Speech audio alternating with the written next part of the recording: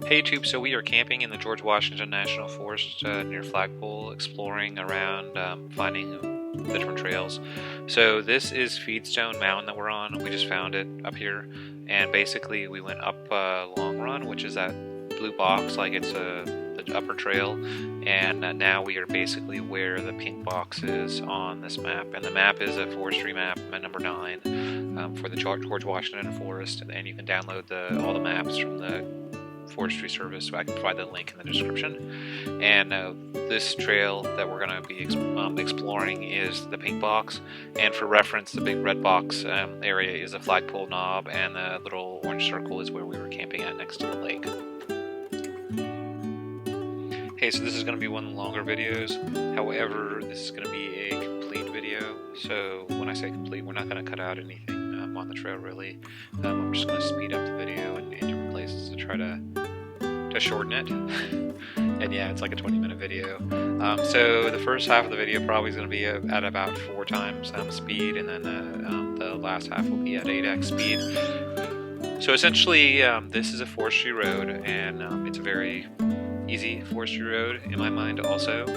However, it is kind of interesting. There's like some creek crossings and stuff that you're going to see later on down in the video when we get there. So this video, this trail, so to speak, is for the most part a one-lane road. I don't think I would feel very comfortable trying to do this trail with like a lot of Jeeps.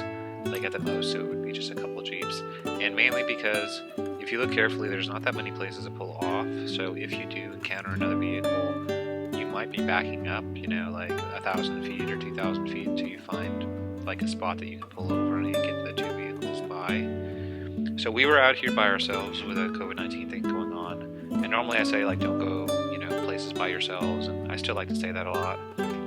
But we felt pretty confident that the trail that we were on was just like a 2-wheel drive forestry road, and we felt pretty comfortable with going out here. But like I was saying, I mean, the recommendation probably would be to go out here with a buddy and have the 2 of you out here would probably be a much safer route to go.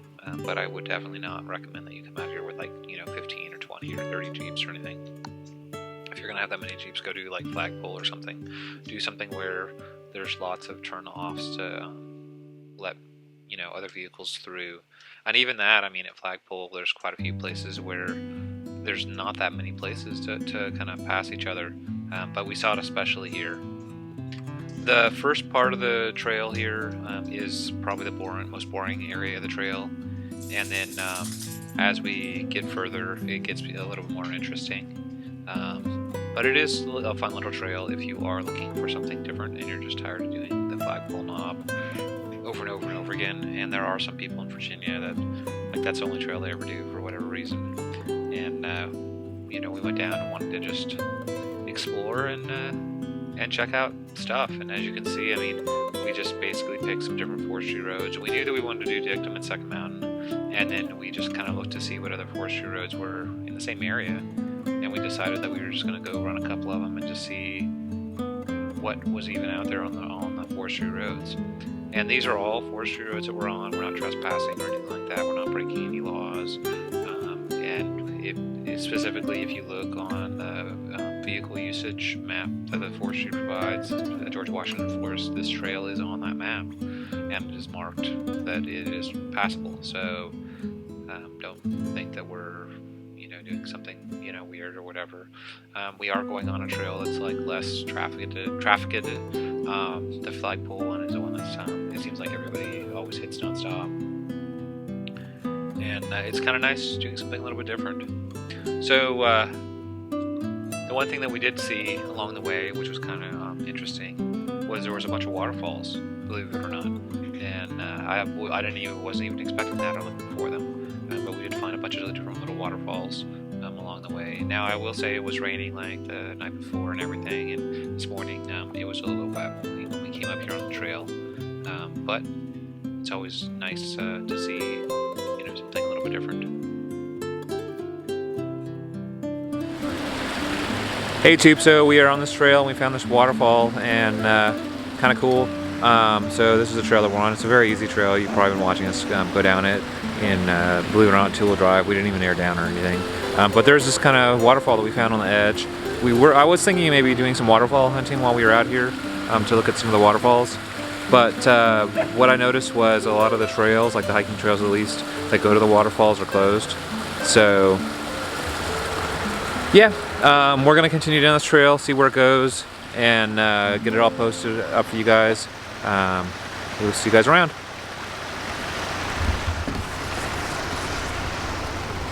Hello! Great day, found a waterfall, yay! I love waterfalls. I think your puppy wants out.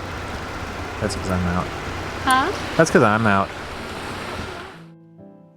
Hey, so after seeing the waterfall, we are going to continue down this trail, and there were more of them. Specifically, like when we would ever switch back and come back, we would see that same kind of waterfall coming down the mountain in different spots down the mountain. But there was other ones too, but none of them were like huge, magnificent monster waterfalls or anything like that, obviously. But there were quite a few kind of scenic things to see.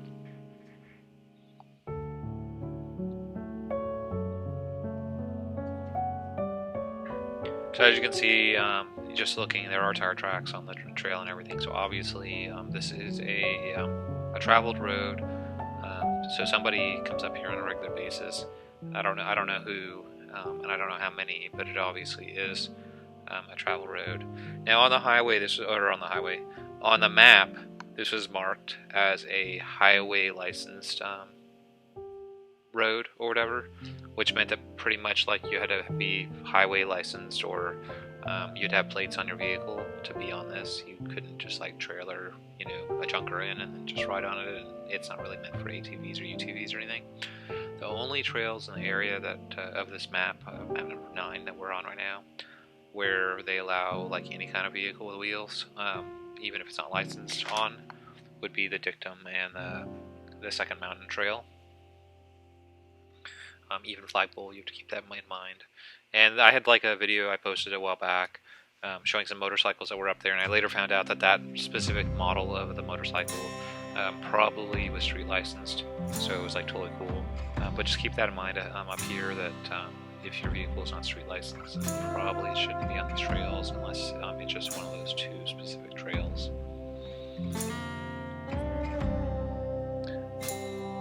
So here's like a perfectly good spot where you could actually pass somebody.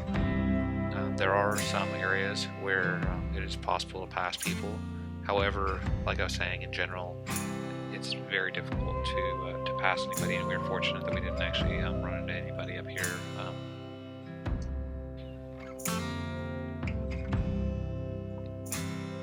So overall, you can tell this is a green trail. It's an easy trail in difficulty. And there pretty much aren't any obstacles that I feel that you need to really spot for, or you need to, give anybody guidance on how to get over. And like I said, we didn't even air down or anything. We did the whole trail in 2-wheel drive. But there is like these kind of great views and stuff, and it does feel good to just kind of get out and see the wilderness and kind of just explore. And that was like the neat thing. So this is right here is a fork. You can either go left or right, obviously.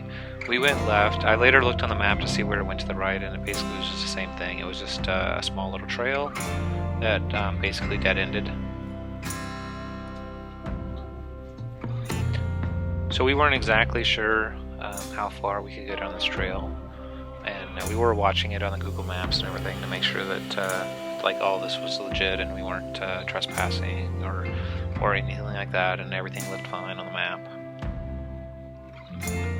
And there are some small little creek crossings, but there are creek crossings at Flagpole Knob also, obviously.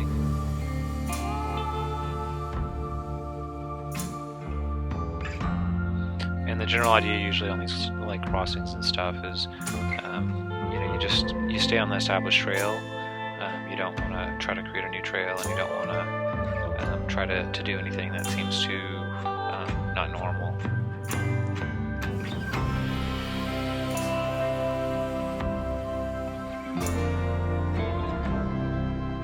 Now, fortunately for us, we did not run into any down trees or anything like that, but that is always a problem when you come down. like this where there's a potential of having a trail like blocked or something like that. But as we were going, we actually did come across some interesting bearing trees, and I'm going to kind of do a little segment real quick on what exactly that is, if you don't know what that is. So the bearing tree is going to be up here. I think it's on the left-hand side, and it is. It's that little red thing. So look real closely. See the red? That's a bearing tree. So I'm going to try to explain to you like what that is and what's so important about it. Hey YouTube, so we are out here on this trail, 72C, and it seems kind of interesting. So far we've been doing it all in two-wheel drive, and I wanted to point out this thing. There's these trees that have these red lines on them, and a lot of people, maybe they don't know what they are. This is a bearing tree, and I'm going to get really close to it so you can maybe read what it says. So this has on it the direction, and the distance, the track number, the date, and which corner it is.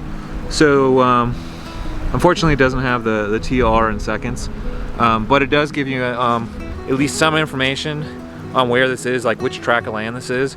So if you did have like the right map, you could kind of figure out where you're at. But I wanted to just point out to you that the red lines you see on these trees with the yellow metal posted little signs are basically locators, so to speak, of where like property is beginning and ending. So anyway, we will continue down and see where we're going. Hey, so the little box that I was talking about that was missing off the bearing tree that would have been nice to see was basically the GPS in like hours, minutes, and seconds. But it did have like the track information at least, so you would know like where the property lines and stuff are.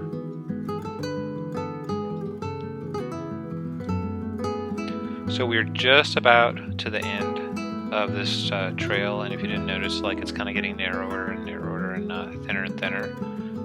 And basically what's going to happen is we're going to get to the end, and then we're just going to make a U-turn and head back.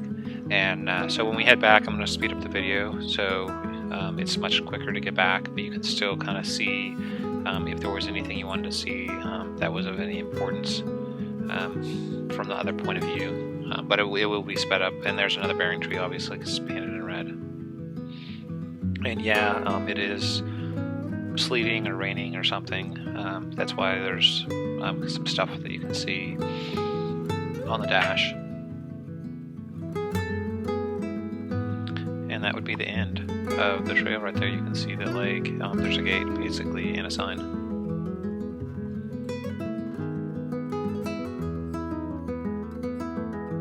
Hey YouTube, so we made it to the bottom of this trail, and it's gated obviously, and there's a big sign down there that says no trespassing, patrolled by the game warden and the sheriff, so, and it says there's cameras or whatever. So obviously we're going to turn around and go back up the trail and go back up this forestry road. So anyway, kind of cool little trail that we found. That it's on the Forestry Map, so we didn't really find it. I mean, it's just we've never been on it, so we will see you going in the other direction now. Hey, so most of the rest of this is going to be ultra fast speed, because this is like the exact same footage that you just saw in the opposite direction, obviously, which is important.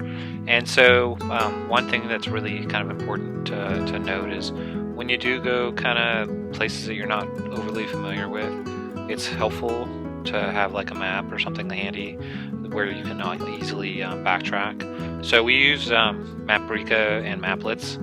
And with Maprika specifically, or you could use Gaia, you can set on there for it to mark like on the map where you were. So then if you ever have to turn around and go back, you can just like basically just follow the line. It's like breadcrumbs kind of, and that makes it really easy to get back. Hey YouTube, so we decided to stop on the trail to eat on our way back. There's this kind of pull-off area that we found on this trail that we're on. And it's super windy outside, if you can't tell. Hopefully there isn't too much mic noise. We have the external mic on to try to mute a little bit of that. But here's the trail right here. You can see there's a turn. The most interesting part of the trail was actually way down there at the end of it. A lot of this, we actually did almost the entire trail like in two-wheel drive. There was one spot where I went in a puddle, I put it in four-wheel drive just to be 100% sure. But the rest of the trail we did it in two-wheel drive. No lockers or anything. I mean, we have the lockers, but we didn't even bother airing down. Very easy trail. And here we are cooking back here. Obviously, we bought our camp stove that has a little barbecue grill built into it in the stovetop, and we're just making up some hot dogs and hamburgers real quick, and then we will proceed from there down the trail further. So we will see you guys around. Hey, so this is like the last bit of the footage to get us back off the trail, and like I was saying, that the topmost part of this is basically just like a fire road. It's not necessarily a gravel road, but it almost is a gravel road, and very, very simple, very, very easy trail. But I definitely would recommend that if you did come out here, not to have too many vehicles. Probably optimal would be like 2, like you and your buddy. But you can see how narrow it is and how infrequently there's a spot to actually get over to let anybody over. Even on the turns, like, they're narrow. So yeah, very, very unfriendly to large groups, I would kind of think, and that's probably the reason why you don't see like groups going out to this trail specifically. But it also does show that, like, if you just explore around, you can find places to go if you don't mind it being pretty easy. So this is the Feedstone trail, and like I said, you can look at the map and figure out how to get here. Hey Tube, this is Feedstone Mountain right here that we're at, and we just finished it. We will see you guys around. This is the trailhead.